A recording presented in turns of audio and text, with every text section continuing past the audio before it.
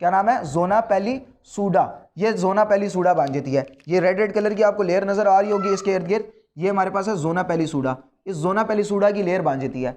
ये जोना पेलिसूडा क्या करती है, इस प्राइमरी oocyte को एक तो पर्सनली प्रोटेक्ट करती है, और दूसरा जब ये एग सेल यहाँ पे रिलीज होकर यहाँ पे फ्लोपियन ट्यूब्स के पास पहुंच जाएगा तो ये जोना पेलिसूडा सिर्फ एक स्पर्म सेल को अलाउ करती है कि वो एग सेल के अंदर घुस जाए, बाकी तमाम के तमाम को मार देती है। और तीसरा काम ये होता है कि इसके गिर्द एक और सेल बन जाती है जिसका नाम है थीकल सेल्स।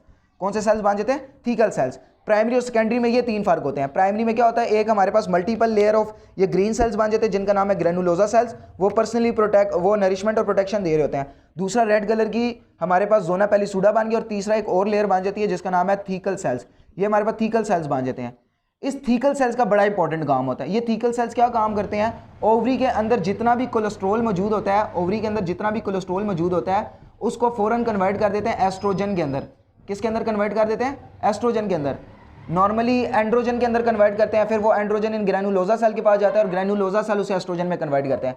लेकिन आपने भी याद रखना है कि ये जो थीकल सेल्स होते हैं, ये थीकल सेल्स क्या काम करते हैं कि जितना भी यहाँ पे कोलेस्ट्रॉल मौजूद होता है उसको कन्वर्ट कर देते हैं एस्ट्रोजन के अंदर, और वो एस्ट्रोजन यहाँ से चला जाता है ब्लड के अंदर। किसके अंदर जाता है, ब्लड के अंदर।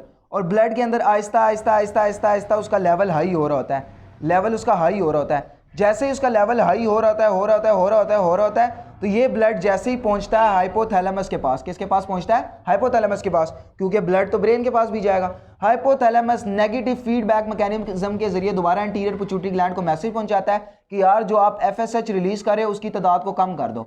तो फौरन एंटीरियर पिट्यूटरी एफएसएच की तादाद को कम कर देता है।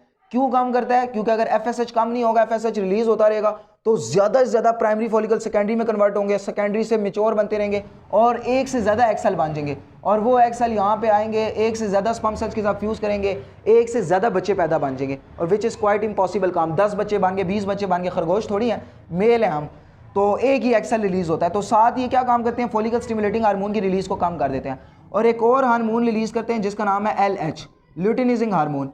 ल्यूटिनिजिंग हार्मोन क्या करेगा, दोबारा ओवरी पे आके एक्ट करेगा, और ओवरी के पास एक्ट करने के बाद ग्राफियन फॉलिकल जो बना होगा यानी मेच्योर फॉलिकल सेकेंडरी टर्शरी में कन्वर्ट हो जाता है, टर्शरी फिर ग्राफियन में कन्वर्ट होता है, और वो जो ग्राफियन फॉलिकल होगा उसमें से एग सेल्स को बाहर निकलवा देता है, उसमें से एग सेल्स को बाहर निकलवा देता है, और वो एग सेल इस फिमरी इसको कैच कर लेती है और वो यहाँ पे चला जाता है।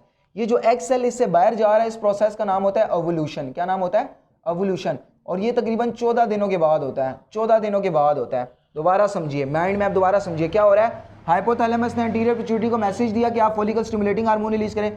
फॉलिकल स्टिमुलेटिंग हार्मोन ने ओवरी पे एक्ट किया, प्राइमरी फॉलिकल को सेकेंडरी में कन्वर्ट किया, सेकेंडरी फॉलिकल ने क्या काम किया, एस्ट्रोजन बनवाया, एस्ट्रोजन दोबारा गया बॉडी के अंदर हाइपोथैलेमस के पास, हाइपोथैलेमस को कहा फॉलिकल स्टिमुलेटिंग हार्मोन को कम करो, उन्होंने रिलीज कम की। जैसे ही उसकी रिलीज कम हुई एक और हार्मोन रिलीज हुआ जिसका नाम था ल्यूटिनिजिंग हार्मोन। उस ल्यूटिनिजिंग हार्मोन ने क्या काम किया, वो दोबारा ओवरी के पास आया और ओवरी से एग सेल्स को बाहर निकलवा दिया। ये तमाम का तमाम काम जब हो रहा था तो 14 दिन लग गए। कितने दिन लग गए, 14 दिन। नॉर्मली आपको पता है ना कि मेंस्ट्रुअल साइकिल 28 डेज का होता है, तो 14 दिन सिर्फ एग सेल्स को बनने में और रिलीज होने में लगते हैं, बाकी 14 दिन का काम यहाँ पे होता है। समझ आ रही है, बाकी ये 14 दिनों का काम यहाँ पे होगा। अब जैसे ही एग सेल यहाँ पे रिलीज हुआ, यहाँ से यहाँ आने के लिए एग सेल को तकरीबन 6 से 7 दिन लग जाते हैं। कितने दिन लग जाते हैं, 6 से 7 दिन। उसकी वजह यह है कि जैसे ये जो ग्राफियन फॉलिकल है ये एग सेल्स को रिलीज करती है, तो बाकी ये जो ग्रीन ग्रीन कलर का ये जो आपको शेल टाइप का नजर आ रहा है ये फौरन कन्वर्ट हो जाता है इस येलोइश शेल के अंदर। यहाँ पे मेरे पास येलो मार्कर नहीं था तो मैंने रेड बना दिया, जिसको हम कहते हैं कॉर्पस ल्यूटियम। क्या कहते हैं, कॉर्पस ल्यूटियम। एकदम कॉर्पस ल्यूटियम में कन्वर्ट हो जाता है। और इस कॉर्पस ल्यूटियम का काम ये होता है कि ये एक इंपॉर्टेंट हार्मोन रिलीज करता है जिसका नाम है प्रोजेस्टेरॉन। प्रोजेस्टेरॉन जो है ना प्रेगनेंसी मेंटेन करता है। नॉर्मली जब प्रेगनेंसी मेंटेन नहीं भी हो रही होती ना तो हम प्रोजेस्टेरॉन के हार्मोन के इंजेक्शन लगाते हैं फीमेल को। तो प्रोजेस्टेरॉन क्या काम करता है, ये प्रेगनेंसी मेंटेन करता है। और प्रेगनेंसी कैसे मेंटेन करता है, ये फौरन एंडोमेट्रियम जो होती है यहाँ पे करली ब्लड वेसल बनवाना स्टार्ट कर देता है। क्या करता है, करली ब्लड वेसल्स। ब्लड वेसल्स इसलिए बनवाता है ताकि इस जगह को ये थिक कर सके, और यहाँ पे काफ़ी इंपॉर्टेंट सेल्स भी बनवाना स्टार्ट कर देता है जिनके पास लार्ज अमाउंट में प्रोटीन्स होती हैं, इंपॉर्टेंट म्यूकस होती है, और भी बहुत सारी चीज़ें होती हैं। ये तमाम की तमाम क्या काम कर रहा है, ये एंडोमेट्रियम को थिक कर रहा है। यहाँ पे ब्लड वेसल्स बनवा रहा है और म्यूकस सिक्रेटिंग सेल्स बनवा रहा है, ये लिपिड्स बनवा रहा है, यहाँ पे प्रोटीन स्टोर कर रहा है, कार्बोहाइड्रेट स्टोर कर रहा है, ताकि जब यहाँ पे जाइगोट बने तो जाइगोट बनने के बाद यहाँ पे प्लेसेंटा बन सके और यहाँ पे बच्चा 9 महीने तक रह सके। यानी हम पहले से ही प्रिपरेशन कर ले।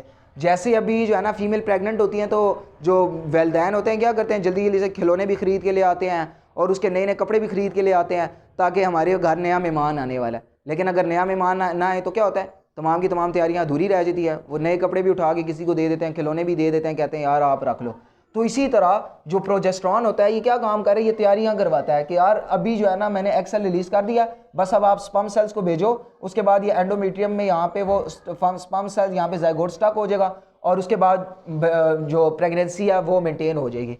ये तमाम का तमाम काम हो रहा होता है। अब एग सेल्स यहाँ से यहाँ तक जाने के लिए 6 दिन उसे लगते हैं। 6 दिन तक वो बेचारा वेट कर रहा होता है कि अब स्पर्म सेल लाएंगे, अब स्पर्म सेल आएंगे, अब स्पर्म सेल आएंगे। अगर इंटरकोर्स हुआ हुआ है, इंटरकोर्स नॉर्मली सेक्स को कहते हैं, अगर इंटरकोर्स हुआ हुआ है तो स्पर्म्स आ जाएंगे और स्पर्म्स आने के बाद यहाँ पे एग सेल्स के साथ फ्यूज कर जाएंगे और यहाँ पे आके स्पर्म सेल्स इम्प्लांट जो ज़ायगोट बना होगा वो इम्प्लांट हो जाएगा और आहिस्ता आहिस्ता आहिस्ता प्लेसेंटा डेवलप हो जाएगा और 9 महीने तक वो यहाँ पे बच्चा बनता रहेगा, बनता रहेगा, बनता रहेगा, बनता रहेगा और 9 महीने तक ये प्रोजेस्टेरॉन यहाँ से रिलीज होता रहेगा। जब तक प्रेगनेंसी, जब तक डिलीवरी नहीं हो पाती तब तक ये प्रोजेस्टेरॉन यहाँ से रिलीज होता रहेगा, होता रहेगा, होता रहेगा। लेकिन जैसे ही ये एग सेल यहाँ तक पहुँच रहा होता है ना, एग सेल को पता लग जाता है कि यार स्पर्म नहीं आ रहे, तो ये एग सेल डी जनरेट होना स्टार्ट हो जाता है। क्या होना स्टार्ट हो जाता है? डी जनरेट होना स्टार्ट हो जाता है। तो जैसे ये डी जनरेट हो रहा होता है वहाँ से प्रोजेस्टेरॉन का मैसेज मिल जाता है कि यार स्पर्म सेल नहीं आए। वो प्रोजेस्टेरॉन क्या करता है, अपनी जो लेवल होता है उसको कम कर देता है, लेवल को क्या कर देता है, कम कर देता है। जैसे उसका लेवल कम होता है उसके बाद यहाँ पे जो ब्लड वेसल्स बनी हुई होती हैं ये करली ब्लड वेसल्स होती हैं। तो वो जो करली ब्लड वेसल्स होती है वो एकदम कॉन्ट्रैक्ट और रिलैक्स होती है, कॉन्ट्रैक्ट और रिलैक्स होती है, एकदम वो टूट जाती है। जैसे ही वो टूटती है तो यहाँ पे ब्लीडिंग स्टार्ट हो जाती है और जो मेंस्ट्रुएशंस होती है, मेंस्ट्रुअल फेज होता है वो एकदम स्टार्ट हो जाता है। यहाँ पे जितनी भी तैयारियाँ हुई हुई होती हैं वो अधूरी रह जाती हैं और ब्लड की शेडिंग होना स्टार्ट हो जाती है और यहाँ से ब्लड शेड हो रहा होता है। ब्लड क्या होता है, शेड होना स्टार्ट हो जाता है। तकरीबन 1 से 5 दिनों तक ये ब्लीडिंग होती रहती है, होती रहती है, होती रहती है, होती रहती है। ये तमाम मेन प्रोसीजर था हमारे पास। दोबारा समझिए, हाइपोथैलेमस मेन ऑर्गन था। हाइपोथैलेमस ने ओवरी पे एक्ट किया फॉलिकल स्टिमुलेटिंग हार्मोन के जरिए। फॉलिकल स्टिमुलेटिंग हार्मोन जब ओवरी पे एक्ट करता है, ओवरी एस्ट्रोजन बनवाती है। वो एस्ट्रोजन ब्लड के अंदर जाता है। ब्लड के अंदर जैसे एस्ट्रोजन का तादाद ज़्यादा होती है तो ब्रेन एकदम एक और हार्मोन रिलीज़ करता है जिसको कहते हैं ल्यूटेनिजिंग हार्मोन। वो ल्यूटेनिजिंग हार्मोन दोबारा ओवरी पे एक्ट करता है और वहाँ से एग सेल्स को बाहर निकलवा देता है, ओवल्यूशन करवाता है। वो एग सेल जाता है फ्लोपियन ट्यूब के अंदर और स्पर्म्स का वेट करता है। अगर स्पर्म आएगा तो ज़ायगोट बन जाएगा, स्पर्म नहीं आएगा तो ज़ायगोट नहीं बनेगा और मेंसेस हो जाएगी। ये हमारे पास मेन गेम है, बस और कोई गेम नहीं है हमारे पास। ये तमाम की तमाम हमारे पास माइंड मैप था, सारी चीज़ें थी। प्रिकॉशन से रिलेटेड ये होता है कि जैसे ही अगर आपको स्पर्म्स जो मेंस्ट्रुअल साइकिल होता है ये स्टार्ट हो जाता है तो इसके साथ साथ कुछ सिम्टम्स भी स्टार्ट हो जाती हैं। यानी पेट के अंदर थोड़े थोड़े से क्रैम्प स्टार्ट हो जाते हैं, थोड़ा थोड़ा सा गुस्सा आता है, काम करने का दिल नहीं करता, सोने का ज़्यादा दिल करता है। ये तमाम की तमाम हमारे पास उससे रिलेटेड होती है जो मेंस्ट्रुअल साइकिल होता है। तो ये प्रिकॉशंस होती हैं। नॉर्मली सेल्फ कंट्रोल करना चाहिए और घबराना वगैरह नहीं चाहिए क्योंकि ये नॉर्मल है, हेल्दी साइकिल है। और दूसरा ये होता है कि नॉर्मली जो दिन होते हैं ना इसको गिनने में काफ़ी सारी गलतियाँ करती हैं फीमेल्स। यानी होता कुछ ऐसा है कि वो जब ब्लीडिंग हो रही होती है 1 से 5 दिनों तक, उस दिनों को वो गिनती ही नहीं है। बाकी जो 16 से 17 दिन जिस टाइम तक उनके दरमियान एग बन रहा होता है सिर्फ उसको गिनती है। और वो कहती है कि यार हमें 16 से 17 दिनों के बाद मेंसेस दोबारा स्टार्ट हो गया और वो घबरा जाती हैं और फ़ौरन डॉक्टर्स के पास जाके हैवी मेडिसिन लेना स्टार्ट कर देते हैं, विच इज़ क्वाइट जो है ना डिफ़िकल्ट काम है और ये जो है ना बड़ा अनहेल्दी काम है। इस काम को बिल्कुल नहीं परफॉर्म करना। अगर आपको किसी वजह से क्योंकि आपने इसमें ये जो मेंसेस साइकिल के दिन है इसको भी ऐड करना है। ये पूरा साइकिल होता है। जब तक आपको मेंसेस स्टार्ट हो गए हैं पहले डे से लेकर जब तक अगली मेंसेस दोबारा नहीं स्टार्ट होती हैं उस डे तक आपने दिनों को काउंट करना होता है और ये तकरीबन होती है 28 डेज़ तक। कभी कभी ये वेरी भी कर सकती है, 32 डेज़ तक भी जा सकती है। कभी कभी ये 20 दिनों बाद, 22 दिनों बाद, 23 दिनों तक भी जा सकती है क्योंकि ये स्ट्रेस कंडीशंस पे, टेंशन्स पे और ये तमाम चीज़ों पे ये डिपेंड करता है। और सबसे ज़्यादा डिपेंड करता है ये फॉलिकल स्टिमुलेटिंग हार्मोन पे। ये तमाम चीज़ें थी। लास्ट में हमारे पास डिजीज़ है। डिजीज़ में सबसे बड़ी डिजीज़ हमारे पास एमिनोरिया होती है। एमिनोरिया में ये होता है कि जो साइकिल होता है ये मेंस्ट्रुअल साइकिल होता है ये एकदम सडनली ब्लॉक हो जाता है। अब एमिनोरिया भी हमारे पास 2 किस्म का होता है। एक हमारे पास प्राइमरी एमिनोरिया होता है, एक हमारे पास सेकेंडरी एमिनोरिया होता है। प्राइमरी एमिनोरिया में ये होता है कि तकरीबन लड़की की उम्र 17 से 18 साल तक होगी या 20 साल की उम्र तक होगी है लेकिन अभी भी उसको मेंस्ट्रुअल साइकिल स्टार्ट ही नहीं हुए। यानी इसका जो पहला मेंस्ट्रुअल साइकिल था मेनार्की वो स्टार्ट ही नहीं हुआ।